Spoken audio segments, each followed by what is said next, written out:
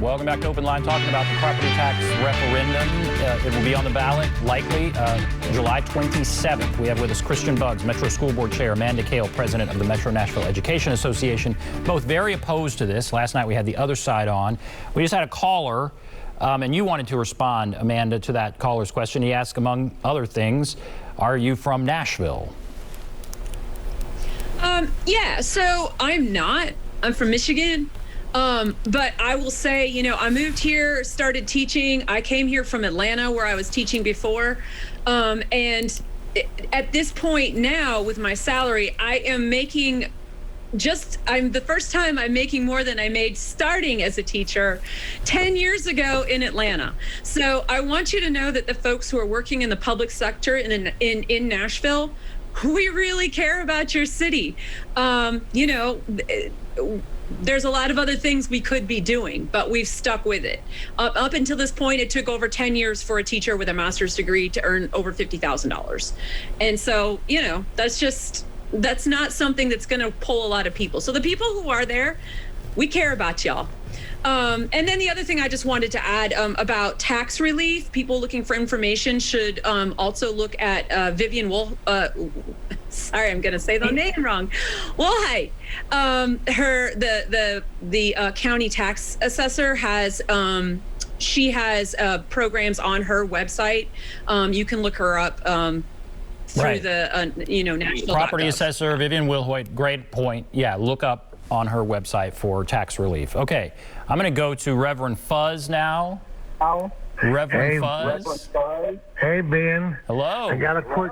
Hey, you hear me okay? Yes, sir. Go right ahead. Okay. I got a quick question on an open mind, too. And it was an open mind. I keep asking this. First of all, I keep hearing people say the mayor raised the taxes 34%. And it's my understanding the mayor didn't make that proposal. His was something different. And the council actually supported whoever made the proposal. The elected body, our legislators, supported that. But my question becomes this. It just seems strange to me, and you may have an answer, but I think it's strange to other people too, that we have all of this building, all of this growth that's going on in Nashville. When I drive the state, I'm not driving anymore, so I'm able to count the number of cranes. And I've been able to count as many as 18 myself. Those are skyscrapers that are going up. And all the building, and then you look around in the inner city and all around Nashville, all these houses, apartments. I mean, on Booker Street, that used to be a drug alley. There's an $850,000 house going up. And they're going up all over town. $500,000, $750,000 homes. And then multi-million-dollar buildings down off of Church Street. That Gulf thing there looks like that's $1 billion investment. Do you mean to tell me that there's really no way to bring resources and funding, tax dollars from all of that kind of construction that would at least make that 34% increase like 17%? I mean, don't that building kind of stuff bring in money? That's my question. Reverend Fuzz, always great to hear from you. Thank you very much. A sincere question, and I think it taps into some of the frustration that some people feel.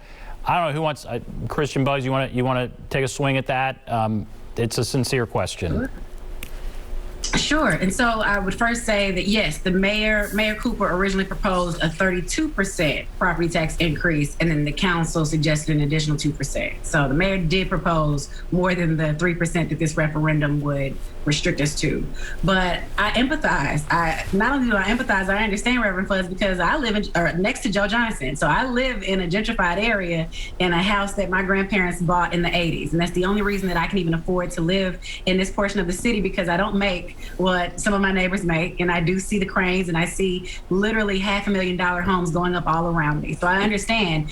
I think, we have to remember that that's why the democratic process is so nuanced. That's why we have to get involved, because it's not that the school board has any say over that, and at this point, it's not even that the mayor or the council have as much say about that as you would like to assume. Some of this is wrapped up in state law, that a lot of the money that comes through Nashville goes to the state, but then we don't get a lot of that money back from the state. So because we're a big revenue builder, we pretty much, between us and maybe Shelby County and maybe even a bit of Hamilton and Knoxville, we pretty much power the state. But then the state, especially when it comes to education and this BEP formula, we don't tend to get the funding back that we need. And so that taps into more of our local resources from the national city budget, from the mayor's budget, to actually fund resources. And so I would say that that's something that we need to continue to have conversations around, but it takes the entire community listening to those conversations, because for those of us that have been kind of in the middle of this governmental fight, that have been in the middle of politics for a number of years, we've tried to push back, we've tried to ask questions, we've tried to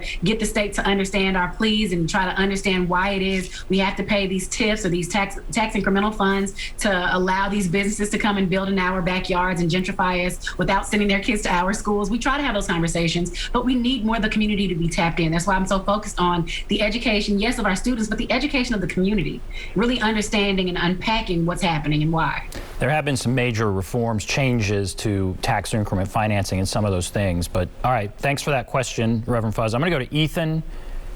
Ethan, are you there? Yes, I am. Hi, this is Ethan. Great, go right ahead. Oh, hi. Thank you to the guests tonight for advocating for students and teachers.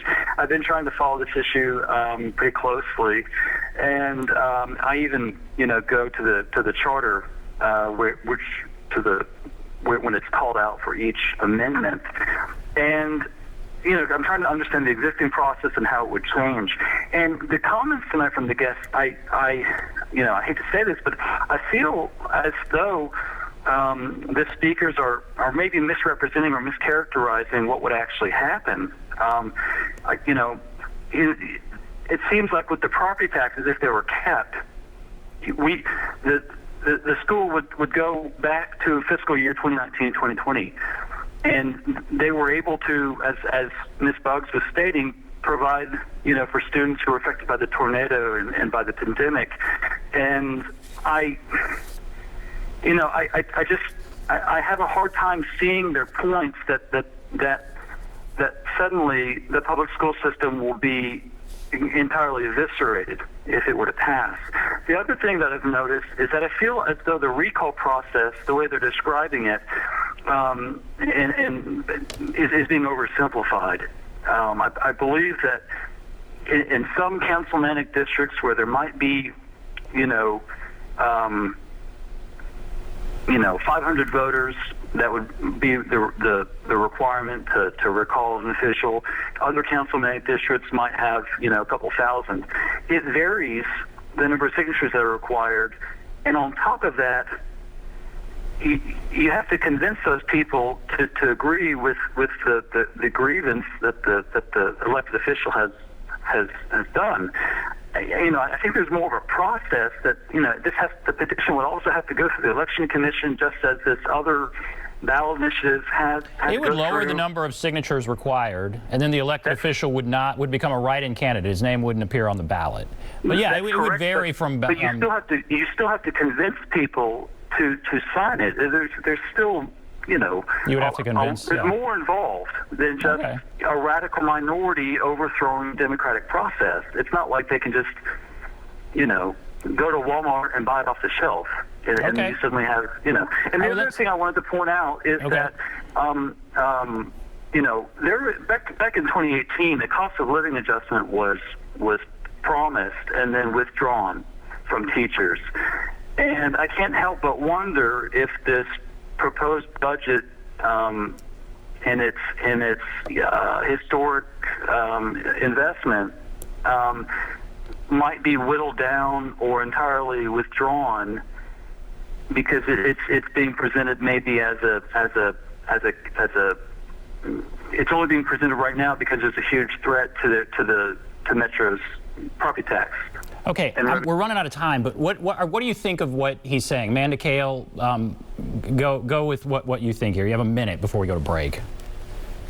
I would just say that if you can allow 10% of people to overturn an election that has, a lot of more people than that, that's a big problem. Obviously, it's a process that has to go through. But that creates just a tremendous threat to our democracy. There's always going to be winners and losers. There's always going to be times when we're disappointed, when our candidates don't win. There's always going to be elected officials we don't agree with. But what we have to agree with as a nation is that we have a democratic process and we follow it. And we follow the will of the majority. There are ways to be involved in the democratic process that do not involve overthrowing it. I think that's really, really important to understand.